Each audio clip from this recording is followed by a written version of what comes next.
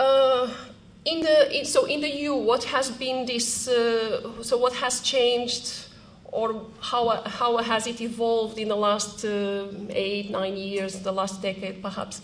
The more economic approach to merger control. So, what is more economic approach to merger control is giving us, I think, is actually more scope for economics, more reliance on economic models, on economic arguments, on economic reasoning, not only to decide whether a merger can be allowed or not, but also in the way that the guidelines are written, in the way that policy is designed. So it's a more effects-based approach, so we move to what are the effects of the merger rather than a more market structure-based approach. So the old dominance test is replaced by this new concept of a significant impediment to effective competition, which in fact is closer to mirroring the substantial lessening of competition that is used in the UK and in the US. So in a way, we have moved towards a more effects-based, and so therefore the competitive constraints, the measuring of the impacts, all of this has gained more weight, and the use of economic reasoning has gained more weight. In addition, there was perceived to be an enforcement gap in relation to unilateral effects, because in the previous, in the past, the European Commission would look at whether a merger would bring about dominance in a market. And these new tests, so this way to look at mergers would be slightly harsher than that, because you would say you can have a merger that doesn't bring about dominance, but still reduces substantially or has a significant results in a significant impediment to effective competition. So it would seem a harsher test. It doesn't seem to have worked out like that, because there's not been that many cases of blocked mergers. So, but in a way, the idea was that there was a sort of a gap in the unilateral effects that was closed by using this other more economic-based approach. So I would just say briefly, in terms of the coordinated effects, so the third bullet point of the second square, the coordinated effects aspect, I think, is quite an interesting one and quite a complex one. It will be open to argument based on economic analysis.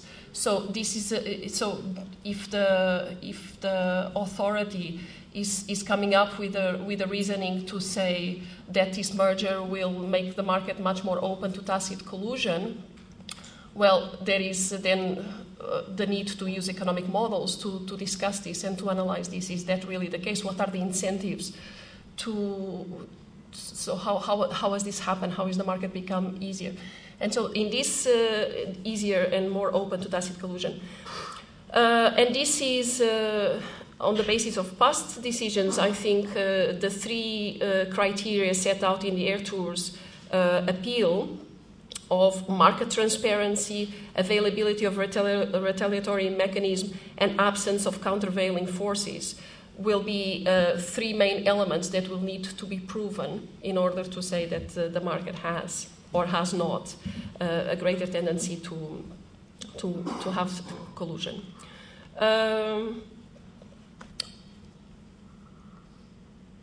And as I said, efficiencies will be given a greater role, but quite difficult, so quite a high burden of proof, because it will be the merging parties that will have to show that the efficiency exists, how much they are, and how much will be directly benefiting consumers. Now,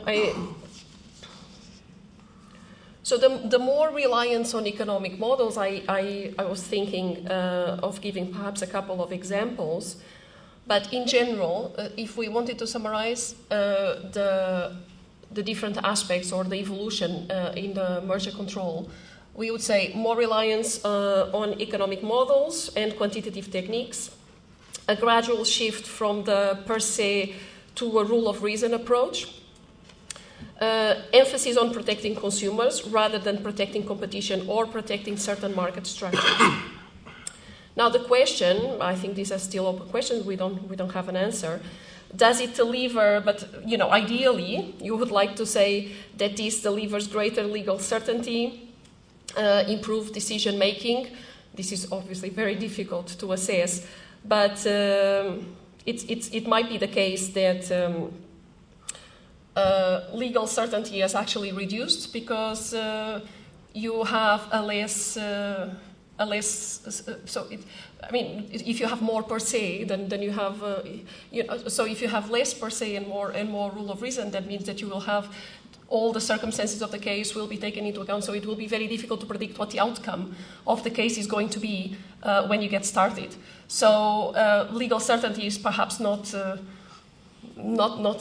not been increased because of this change to the more economic approach. Has it improved decision making? Well, we would expect yes. Also, I'm an economist. I would have to say yes. Yes, because there was this perceived enforcement gap in terms of the unilateral effects. The economic approach. So we don't look at market structures. We look at effects, and so therefore, you should expect a better decision making. So, as I said there in the slide, this notion of type 1 error, which is not prohibiting a welfare-reducing merger, seems to be less likely because of the introduction of the unilateral effects. On the other hand, perhaps more likely because of the standard of proof required for the coordinated effects, and the type 2 error, which is the other way around, prohibiting a merger that is welfare-enhancing. It's perhaps more likely due to the high standard of proof of efficiency, but perhaps not, because efficiencies will be taken into account, but they have a bit higher standard of proof. So it's difficult to say. In terms of costs of the merger enforcement process for both sides, these I think we will probably have to say they have increased because there is more analysis to be made on both sides, and in some cases. There is a lot of analysis, like, for example, even in very, you would say, otherwise obvious situations, there is a lot of analysis, a lot of economic analysis, but perhaps an overkill of economic analysis, even for an economist. Like, for example, the Ryanair-Aer Lingus merger, which was in 2007. But, if you think about it, this was a case of a 2-to-1 merger, almost a merger to monopoly in a number of markets, and the vastness of economic analysis that went behind the blocking of the merger, even though it was blocked successfully and correctly, I would say, but perhaps it shouldn't have taken so much effort to get to that decision. So anyway, the conclusions, I'll just go rapidly to defending a problematic merger. In summary, a bigger role for merger efficiencies, but a very high standard of proof. Coordinated effects face a high standard of proof, and the underlying economics are particularly complex, but I think it's worth using this and looking at coordinated effects as a way to build your case. And obviously to say that there are lots of features in the market that would say the market does not lend itself to tacit collusion. Then you have to look always at competitive constraints. So look for close substitutes, look for potential entrants, look for supply substitution. Look at your demand. Say that they are price elastic, that they have other sources, or that they have a lot of buyer power. So all these aspects are worth investing. And on the other hand, as I said, it's probably less worth spending resources on market definition per se, because the more market structure-based decision making has been losing ground towards this more effects-based approach. And even though I had an example, I will leave that for perhaps the discussion if somebody wants to talk about it. Thank you. Thank you very much, Paula.